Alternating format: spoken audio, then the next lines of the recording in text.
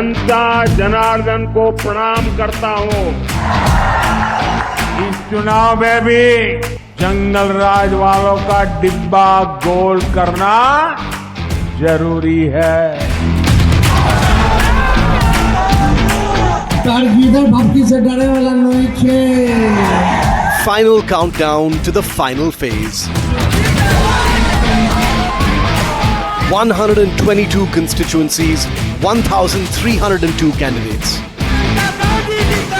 नरेंद्र मोदी और अमित शाह चुनाव नहीं जीतते हैं, वोट चोरी करके चुनाव जीतते हैं। Who has the edge in Bihar phase 2? Nitish Kumar को रखना है कि हटाना है? Who gains from higher turnout? Youth or women, what will swing the election? You're watching Battleground Bihar with Rahul Kanwal.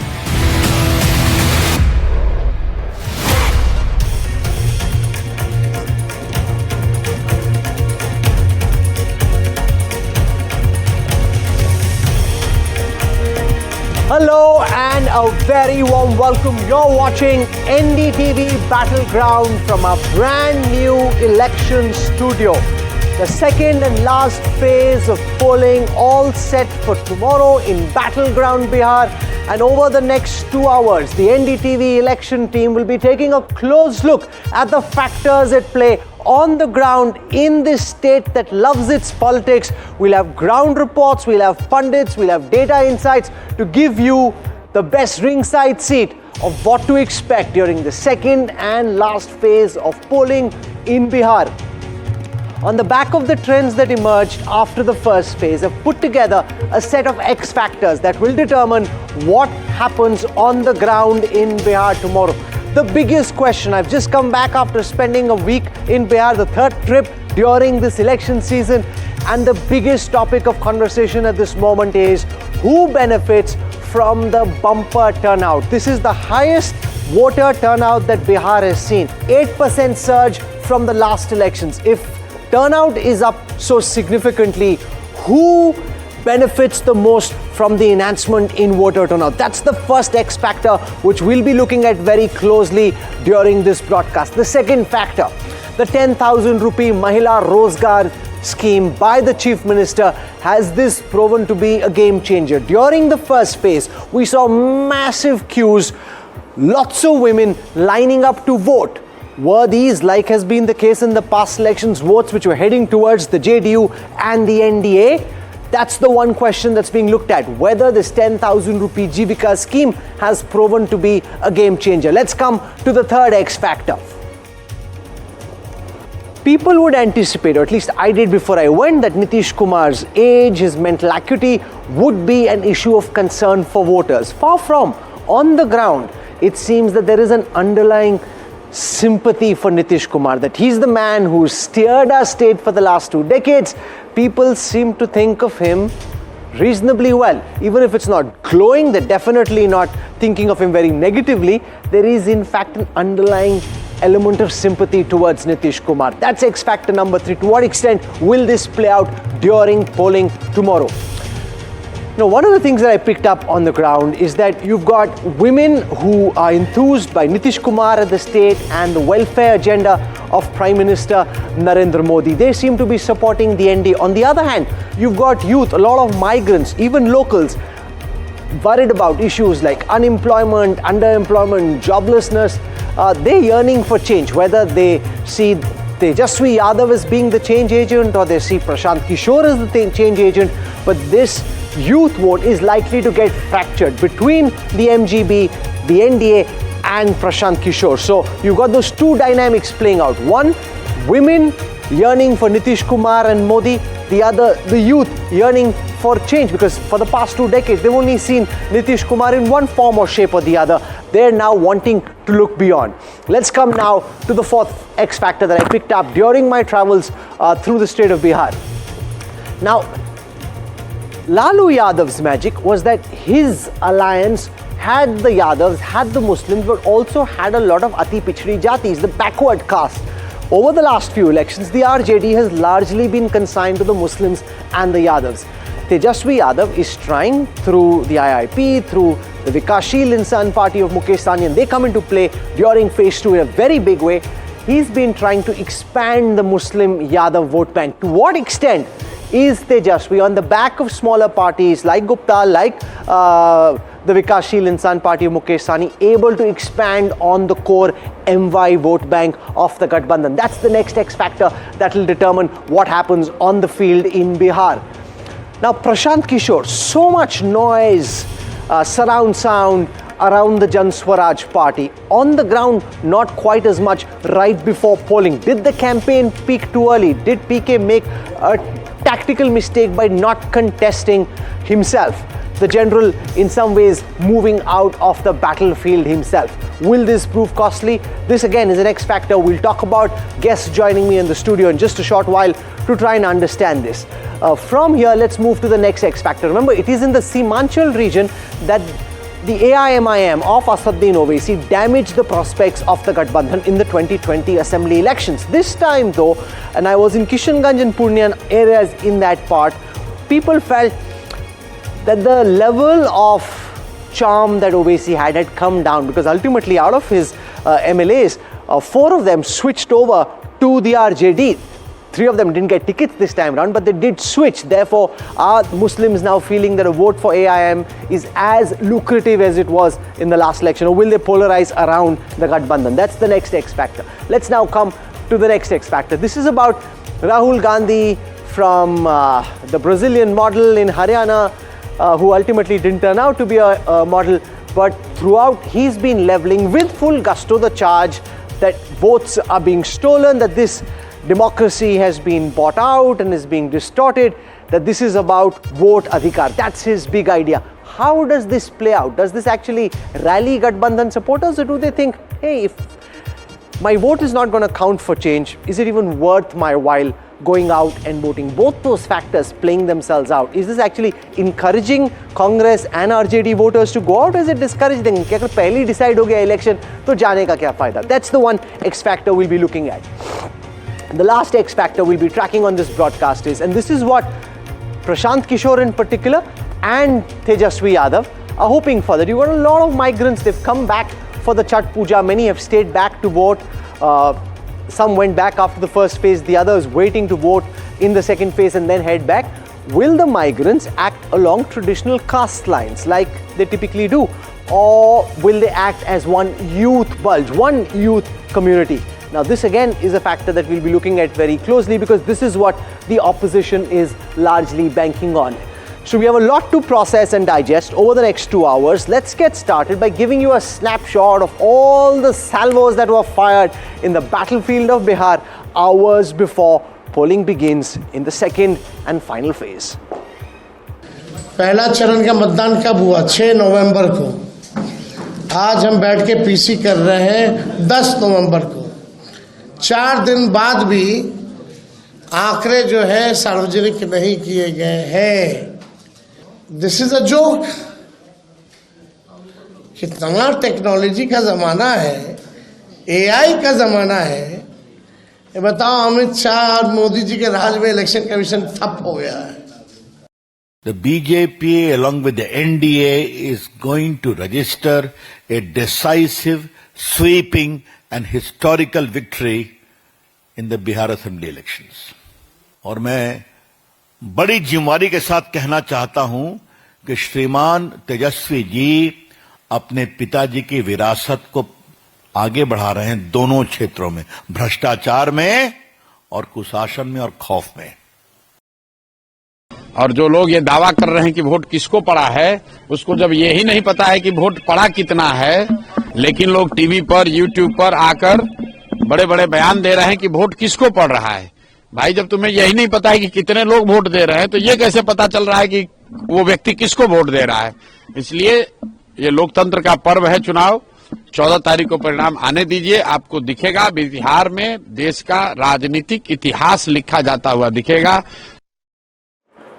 Who will have the last laugh? Will it be Tejasvi? Will it be the NDA? Will it be Prashant Kishore? Arsh se fash said PK. He is the master political strategist. We will know very soon. I want to give you a sense of what to expect during the second phase. I also want to introduce our guests joining me in the studio. Tehseen Poonawalla, welcome to the new election studio. Tehseen, great to have you. Welcome. Glad to be Ajit Jha is back from Simanchal, joining us in the studio again. Nice. With us from outside, we have Prabhu Chawla, India's leading political journalist. I have Jai Mrig. Jai Mrig has been working with the NDTV team, helping crunch a lot of numbers. Amitabh Tiwari is part of the NDTV election panel, runs Vote Vibe, comes from the state of Bihar, understands its politics. I want to go across and show you on the NDTV leaderboard what the second phase of elections actually looks like.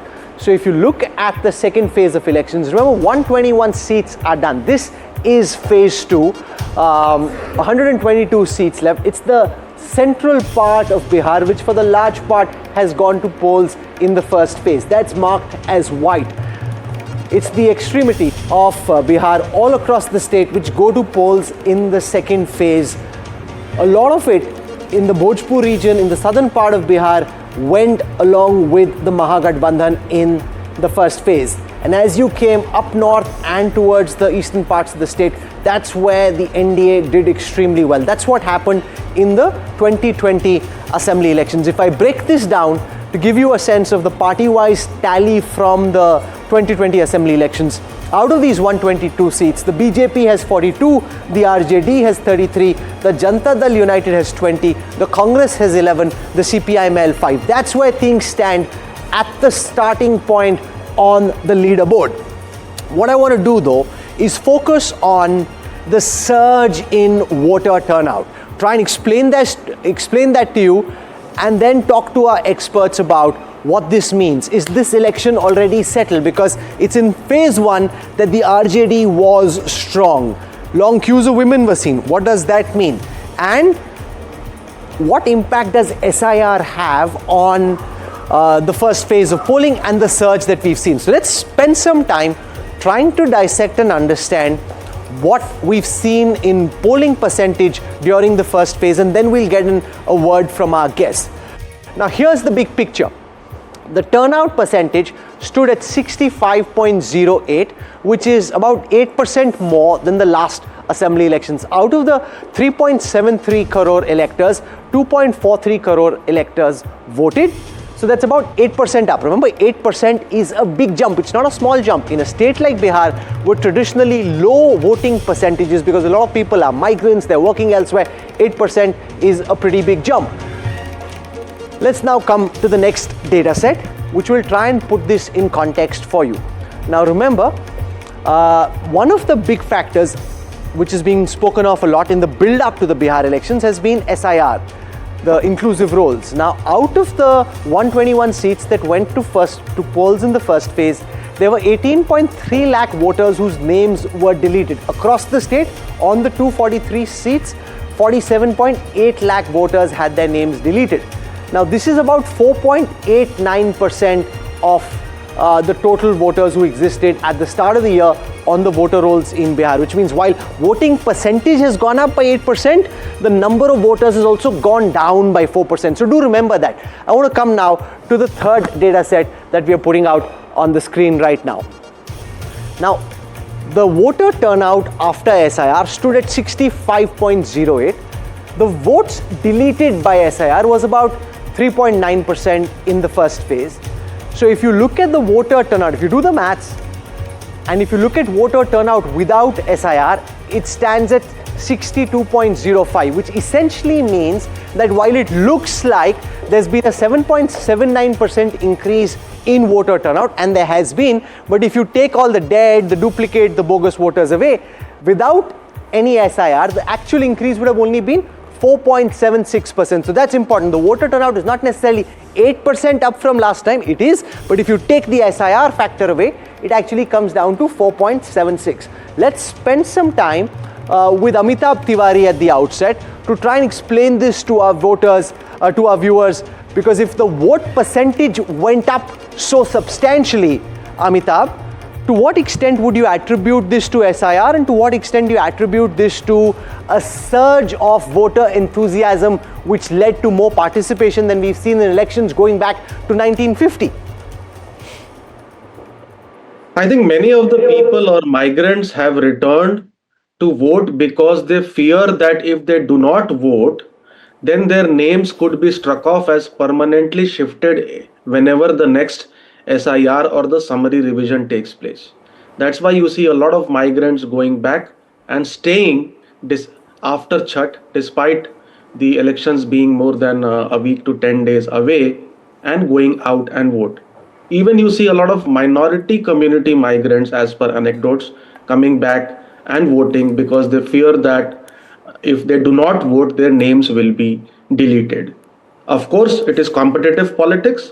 All the supporters of the three alliances feel that these three alliances have good chances of winning, and they have come out and vote in larger numbers. So, I mean, one of the reasons is that there is a good mobilization by party cadres of all alliances. And on top of that, of course, we have the Mahila Rozgar Yojana, which may have enthused more women voters to come out and vote, because it's not only about rupees 10,000, which they have already received, 1.5 crore women.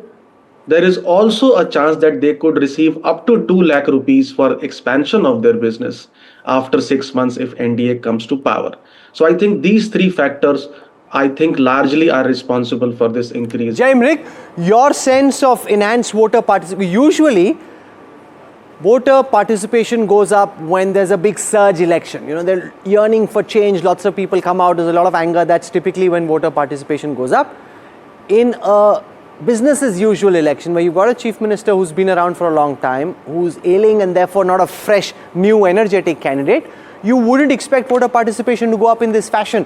What do you make of the fact that voter participation net is up about 8%? If you take SIR out, it's about 4.76%. And you know, the data that we were discussing this morning shows that this is the most that Bihar has voted going back till 1950. Yeah, I think this is, there are two factors to this. One is certainly the mobilization of women voters, point. I would say a couple of factors. Second is the stabilization of the two-party system or a two-front system, wherein each smaller ally as well, for example, the Vikashsheel Insan party, the HAM of Mr. Jitan Ram Manjhi, Mr. Upendra Kushwaha's party, where each of the smaller parties is also stabilized in terms of its cadre network and tries to pull out as many voters as possible. Third is the long-term pattern, where actually since independence perhaps this is going to be the election with the highest turnout in Bihar, and which is a part of a long ongoing pattern of increases. Only when the first detailed SIR was done between 2000 and 2005 did the turnout in hard physical numbers actually drop, which was largely due to curbing practices like booth capturing and pruning down the voter list. But after that, the upward trend has continued. So two factors. One, absolutely contextual, which is the women voter mobilization. Second, the stabilization of the two-party or two-front model in Bihar, which Mr. Kishore is trying to disrupt. Therefore, he's also going to be mobilizing more voters. And third, the long-term pattern of increased turnout, and also the long-term pattern of women gradually narrowing their gap with men. In Bihar, now the gap is on the positive side. In states like Maharashtra, the gap has come down from minus 3.2 to something like minus 1.8. Okay, so Prabhu Chawla, you've studied elections over the decades. In a typical election, you don't usually see this big surge. We've heard the number crunchers. From your long experience, what do you make of the way the numbers have gone up? You see, Rahul, I've been watching number cruncher from 1980 onwards. I've seen many opinion polls, 80% of them have gone wrong in states. I've seen all that. One of the issues which are not being discussed in this election, I'm a little surprised because psephologists have not discussed. In our number crunches, we all used to discuss the first-time voters, which is not being mentioned in this debate at all. How many of these 5% extra votes, how many more votes are added who are now 14-year-old when 5 years ago election was held? How many of them have been there in the poll now? What is their percentage? Because they always voted a large number. Ajija, we traveled together to Bihar. Now, you spoke to several people on the ground there. What do you make of the increase in voter turnout? An 8% increase is a massive increase. From what I gathered from the psephologists, it's not dependent on any one factor. Multiple factors contributed to this new mobilization. Absolutely. I mean, one is, of course, the fact that the SIR deleted the denominator massively, and the numerator jumped up like 16%, whereas the denominator, which is registered voters, only increased 1%. But what we saw when we went to Simanchal is that there were several diaspora Biharis returning just to vote. And I ended up, because the flight was delayed, I ended up speaking to not less than 30, 40 of them, because they were in different groups. And I wasn't aware initially, but they were talking about things like Tej Raftar. They were using Tej Raftar to describe Tejaswi Yadav, and they were saying Owaisi Chacha. Basically, they were from these two groups, and they were pointing out that they had come all the way. Many of them were vegetable sellers from Panipat, from other places, Rajasthan, and they were coming all the way just to vote. And this concern by flight. By flight. So migrants coming back for charity. Yes. They're also coming back because they were concerned that if they don't vote, their names may get stricken off. Absolutely. The next time there's a cleanup. They talked about that. So there are two big factors that we're looking at. One, of course, is the surge in voter percentage, which we've seen is 8% up, but about 4% if you take away SIR. The second big issue is to do with women. Just the sheer number of women who came out, the fact that in past elections in Bihar, women seem to have disproportionately voted in favor of Nitish Kumar, and they have the added allure of Narendra Modi on the same ticket. So let's spend some time focusing on the Nari Shakti factor in Bihar. Now here's what you need to look at. From the data that is available at the moment, it may get updated later, but what we know at the moment is that while in the first phase of polling, the total voter percentage was 65.1, men voted at about 61.6, women voted at 69. That's a 7.5% gap. 7.5% gap amongst men and women in this phase. Now that is a huge gap. It's not usual, it's not typical. Such a big gap is quite big. It's happened, for example, in Tamil Nadu in that big Jai Jalalita election. It's happened in the past in Bihar. It's also happened in a state like West Bengal, where women have backed Mamata Banerjee in bigger numbers. But a 7.5% gap is a big factor to look at. Men at 61.6 after phase 1, women at about 69. That's a 7.5% gap. Let's now come to the next set of data that we're looking at. Now here, if you see, these are elections from the past where men have been left behind by women. So women have voted more than men. In 2020, it was 5.3%. In 2015, it was 7.2%. In 2010, it was 3.4%. And in 2005, men voted more than women. The gap was about 2.6%. But if you see, in most elections, women have been voting more, but this is the highest gap between men and women in their voting that we've seen in the past 4 elections in Bihar. Shubhrashtra, you come from the state. This is a big factor. Nitish Kumar and NDA are hoping that it is Nari Shakti that will push the NDA back to power. Yes, I would absolutely say so, because I've consistently maintained that the way in which Nitish Kumar created a constituency in women was, I think, one of the first experiments in Indian politics by a male politician to not only build that constituency but continuously woo that constituency to stay loyal to Nitish. And it has happened ever since his first term till now. He has consistently come up with schemes every term, or either schemes or programs or political outreach or during campaigns, special modules to reach out to women that has specifically catered to that constituency. And the fallout of that or the additional advantage of that has been, I'm using the word advantage because as a woman it is really heartening to see that all state governments, even central government, following suit and following the footsteps of Nitish. So for instance, when the first time 35% of jobs were reserved for women in the state with respect to constables, etc., in fact all government offices, it actually paved a way for a policy shift. When in the first term, when he sent girls to school, little did he know that it would create a whole constituency of women, which was not just aspirational in terms of education, but also in terms of aspirations beyond education. So I think it's a carefully curated secular vote bank for Nitish ji. which I hope gets weaponized in the future. Women themselves weaponize themselves in multiple party platforms and start demanding more tickets now. I think we should be done with this whole conversation about women as beneficiaries alone. That's how I look at this. This is possible. Women thinking of themselves as a consolidated vote bank, rising to some extent above caste lines, and definitely not going by what the men folk in the house earlier asked them to do, which used to be the case in previous elections. Rahul, if you look at these numbers, and the similar numbers for the national vote for Narendra Modi as well, these past 20 years certainly indicate that this surge in voting among women has benefited Nitish and has been crafted and created by Nitish. This is the Nitish legacy as well. And they would, I imagine, be a number of voters who are concerned that the day Nitish stops being chief minister, they will lose a very sympathetic chief minister. Even if the next chief minister is a good person, a good man, good woman. Because the likes of Prashant Kishore are actually saying they'll bring alcohol back. Now, in a state where women appreciate prohibition, I have a problem. That's a big area of concern.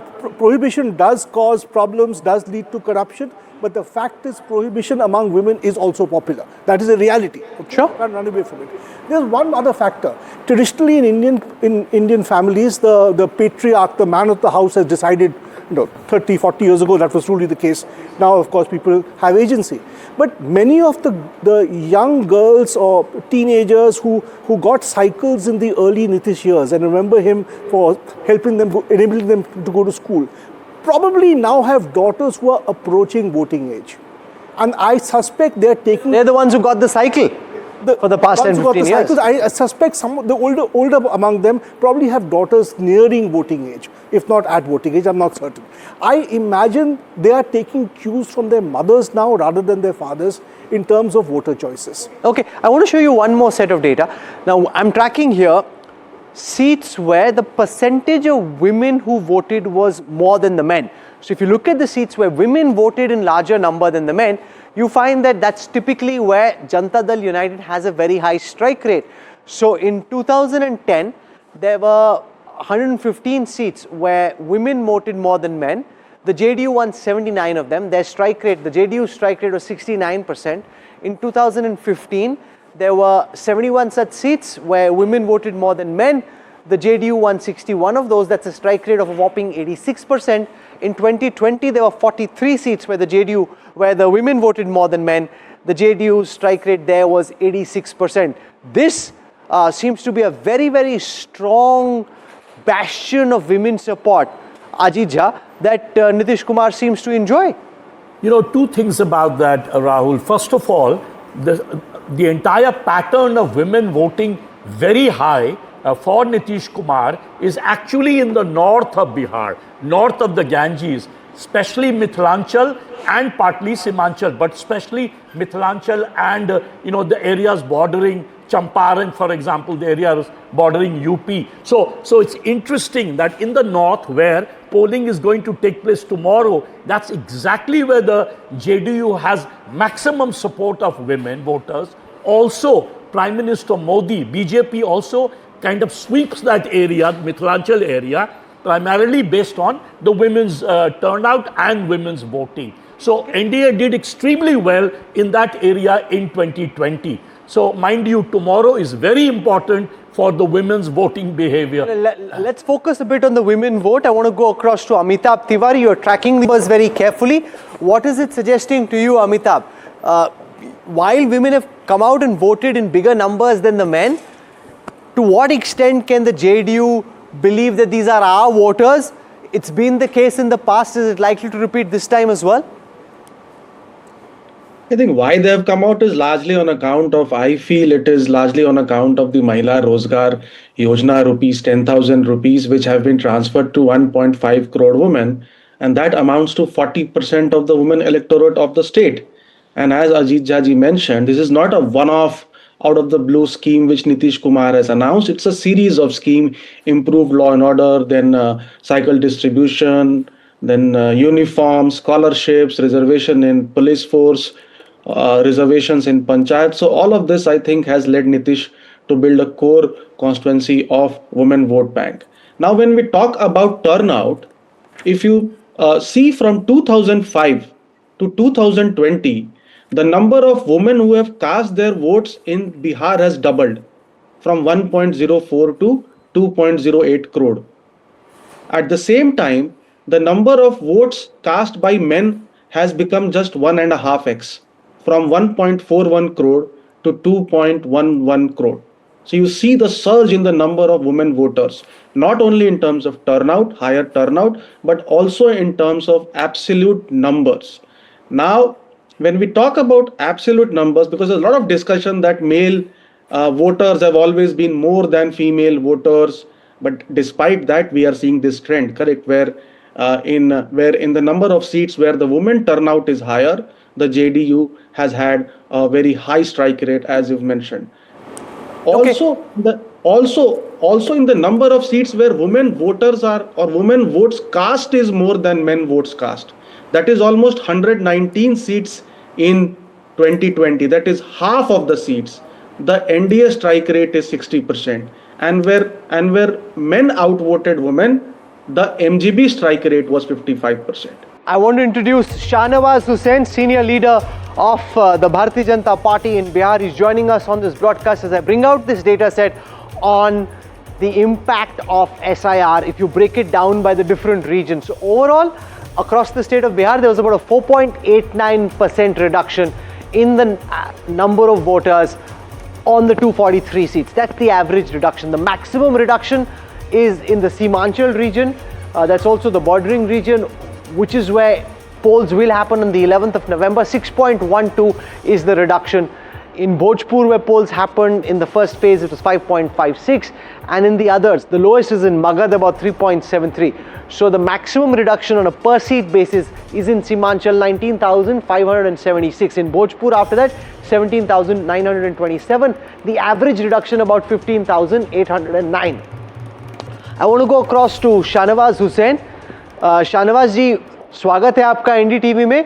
Rahul Gandhi Congress को लग रहा है कि ये जो SIR reduction का मुद्दा है, ये सबसे बड़ा मुद्दा रहने वाला है। सीमांचल के इलाके में भी, बिहार में भी, फेज 2 में, उसको वो बढ़ चढ़ कर उतार रहे हैं।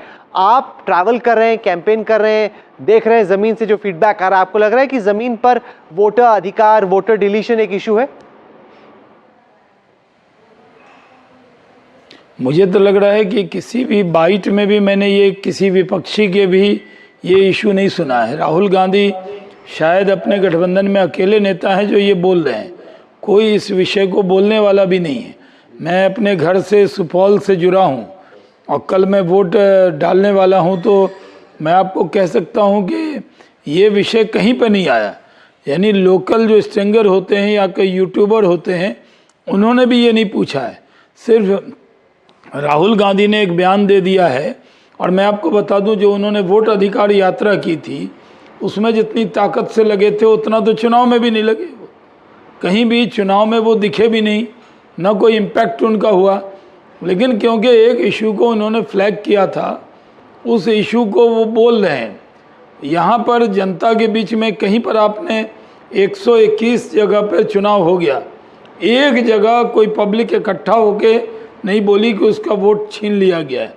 लेकिन कांग्रेस पार्टी हार का बहाना तलाश रही है। अभी जो लोग जिनका वोट डिलीट हुआ है, उसमें बहुत से लोग ऐसे हैं जो डेथ कर गए, बहुत से लोग हैं जो दिल्ली में बस गए, बहुत से लोगों के 2 वोटर आईडी कार्ड थे। मैंने खुद भागलपुर में कंप्लेन किया था कि गंगा नदी के उस पार लोग वोटर बन के रहते हैं और बाद में नाव से पार करके दूसरी तरफ आ जाते हैं वोट डालने के लिए। तो ऐसे बहुत से वोटर के वोट डिलीट हुए थे। और जब ये हुआ कि 2 ईपिक कार्ड नंबर लेने पे आपको एफआईआर होगा, मुकदमा होगा, तो बहुत से लोगों ने खुद अपना वोट सरेंडर किया। तो कहीं यहाँ बिहार में कोई इशू नहीं है। Shahnawaz ji, my colleague Ajit Jha has a question for you. Ajit ji, मैं आकलन किया लोग के। शाहनवाज जी, अजीत कुमार झा बोल रहा हूँ।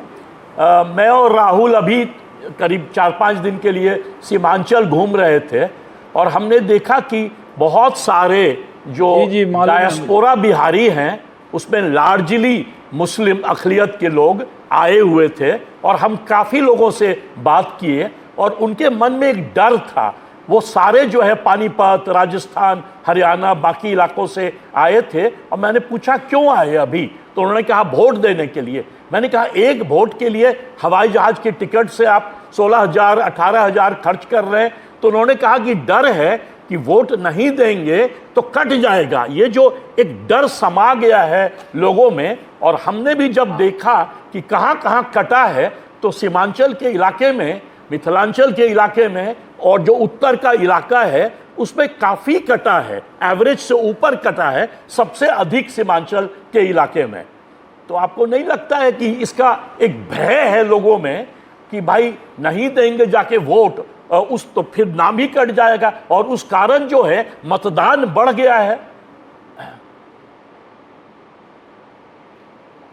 देखिए, ये आपने अजीत जी सही कहा कि बहुत से लोगों को लगा है कि उसका वोट कट जाएगा। ये दुष्प्रचार राहुल गांधी ने यही किया कि अगर आप वोट नहीं डालेंगे आपका वोट का अधिकार छिनेगा, नागरिकता छिन जाएगी, आपकी ज़मीन जायदाद से बेदखल हो जाएंगे।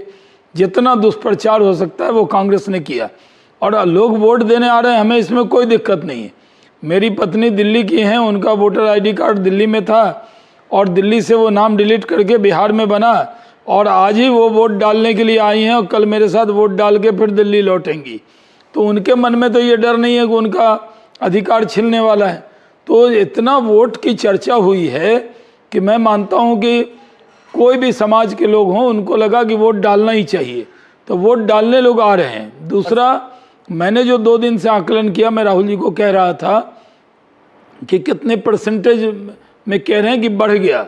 ये इसलिए भी बढ़ा है कि जो 100 में आप कह रहे हैं कि 60% पोल हो गया, तो 60% हो गया, और पहले 100 में 5-6% तो पोल होता ही नहीं था, क्योंकि वो लोग जिंदा थे नहीं, उनके नाम भी थे, या जो लोग दूसरी जगह थे उनके नाम भी थे। तो अब जो है परसेंटेज जो वोटिंग हो रही है वो बढ़ती हुई दिख रही है। ये मैंने खुद का रिसर्च मैं बता रहा हूँ, मैं कोई रिसर्च स्कॉलर नहीं हूँ, लेकिन मैंने खुद देखा कि ये वोट बढ़ क्यों रहा है। तो मैंने देखा, एक तो लोगों में जो जिनके नाम डिलीट हो गए तो परसेंटेज में वो वोट जेन्युइन वोट आ गए, तो उनमें पोल हो रहा है, तो वो पोल बढ़ता हुआ दिख रहा है। आप भी आकलन कर लें, जो मैंने आपको ये फ्लैग किया इस इशू को। Okay, if I break this down by seats and take a look at the actual percentage of deletion in the different seats of Bihar and try and explain that to our viewers, so you will see that it's staggered in different subsects. So there are about 30 seats where the reduction because of SIR is less than 2.5%. There are about 106 seats, that's the bulk, where the reduction is between 2.5% and about 5%. There are about 76 seats where the reduction is about 4.9 to 7.27%, and then more than 7.27% are about 31 seats. So the bulk is really 2.5 to 4.9. Amitabh Tiwari, is that material enough, you think, to be able to change the end result on counting day, a reduction of about 2.5 to 4.9% in the kind of multipolar election that we're seeing on the ground? No, I think Rahul ji, I have always maintained that the number of voters have increased compared to 2020. It's actually 6 lakhs more. And if I go seat wise, there are only 37 seats where the number of voters have declined compared to 2020. So 2020 saw a close election, and in that election, the margin was around 12,000 votes for NDA over Mahagathbandhan. But only in 37 seats the number of voters have declined compared to 2020, and we are comparing the margins of 2020 to the 2024 or 2025 base of SIR deletions. I think that's why we see that the number of deletions has been higher than the margins in many seats. Since the number of seats where actual number of voter deletion is only 37, I don't think that SIR deletions can be the reason to change the result or impact the result of a significant number of seats in Bihar. Okay. It has led to a higher turnout amongst people, as we have discussed. Okay, so in the last part of this broadcast, I want to go across our panel and ask everyone, I'll start with Jaimruk, on what they think is the critical factor to look out for, which will determine what happens in the second phase on the 11th of November. Half the election over, half still to go. What are you looking out for most in the second phase? Jaimurg. I'm looking out at voters in Simachal and portions of Mithilachal. I think that is where the real battleground is. Primarily also because that is where Vikashsheel Insan Party, which has aligned with the RJD with the promise to have the Deputy Chief Minister as Mr. Sani, has an impact. So it's actually a beautiful trade-off between two factors. One is the SIR reduction, and the other is that there is a new configuration there which is trying to create a new caste or a social coalition. So I think these two regions is what I'm really looking at for tomorrow. From your lens, as far as phase 2 in Bihar is concerned, what do you think viewers should be looking out for most? They should look out for the turnout of women voters, because I think that is going to be a very, very decisive factor in this election. And as I was telling you, Rahul, when we were off camera, it's not only benefits and social welfare that are going to move the women voters. Things like Jal Jeevan Mission. Correct. Women now have access to potable water on tap in their household, and they don't have to trek to whatever the local source of water is, or the girls don't have to skip school to go and collect water. The snowball effect this has had on public health, that household expenditure on health issues has seen a reduction. So I could go on and on and on. So, this is something which is underestimated, the kind of impact this changes like these have on women voters. And ultimately, they will decide what kind of a government they want, because the burden of non-governance, poor governance, bad governance invariably lands on them. Rahul, it's very interesting. In Gujarat, women voted in large numbers for Prime Minister, he was Chief Minister Modi then. And one of the reasons was that he had brought a sense of law and order in the state, and that they knew that the men or the boys of the house who were leaving home in the morning, they would come back safe in the evening. That's important. And this is something... Ashok Malik, from your lens, for phase 2, do you think the election is settled, or do you think tomorrow is extremely crucial in terms of how it ends? I think it is crucial, especially to see the dynamic within the NDA, as in where the BJP finishes, where the JDU finishes, presuming, of course. Do you think there could still be a toss-up about who becomes chief minister from your perspective? No, I don't think so. I think if the BJP and the JDU win a majority or close to a majority or come to power, I think it's fairly clear and settled that Nitish Kumar will be the leader, because there was a sense, an urging for change in this election, certainly. But as the election and voting day became closer, the urging for change and the urging to not lose Nitish started competing. And I think Nitish might just have the edge there. But it rankles, Shubhrashtra, as you know well, a lot of the party cadre in the BJP who think that we are carrying Nitish on our back, and yet the top leadership keeps making Nitish Kumar. They wonder amongst themselves, apna time kab aayega? But I think this election, from my perspective, it looks like a JDU versus RJD election. The state BJP might not like it, but that's how this election has turned out. Why do you feel that way? Because many of those you'd know in the BJP in Bihar would feel that you're being uncharitable. But because if you look at the state BJP narrative versus the central BJP narrative, there's nothing new that the state BJP has really added to the national conversation on Bihar. That space has completely been usurped by newer political formations, by politicians like Chirag Paswan, for instance, and of course the political entrepreneurs. There's something, Ashok, about Bihar where the BJP hasn't been able to throw up a face. I mean, they keep trying different people, Tarkishore Prasad, Renu Devi, you've got Samrat Chaudhary now, Vijay Sinha, but nobody really becomes this pan-Bihar face. The BJP hit 74 in the last election, which was massive. It was way ahead of the NDA. It was just behind way ahead of the JDU, just behind the RJD. And in a sense, it might have believed it was poised for something greater. And maybe it will win more seats. But I think a strong national leadership has taken it fairly far. It needs a local leader now. It needs... Nikalta kyun nahi Ajiji? Why can't the BJP? Now, the two ways looking. Fadnavis became a pan-Maharashtra leader, frankly, after he was made chief minister. Yogi Adityanath in Uttar Pradesh had a presence across the state, but that's also because he was a 5-term MP before he became chief minister. You know, Rahul, actually, Sushil Modi used to be the tallest face of the BJP, and he was practically the deputy chief minister and finance minister for almost, I think, 16 of those 20 years before he passed away. So he was, in a way, the face of the BJP. After Sushil Modi left and he became very sick, and we didn't have a person as smart as him. And we must remember that Sushil Modi, Nitish Kumar and Lalu Yadav were all three contemporaries during the JP movement. So they were studying in Patna But Sushil University. Modi also was never really a mass leader in the way that Nitish Kumar was. Not like, he had the party structure, he was a good foil to a Nitish Kumar. Now that's been a big challenge.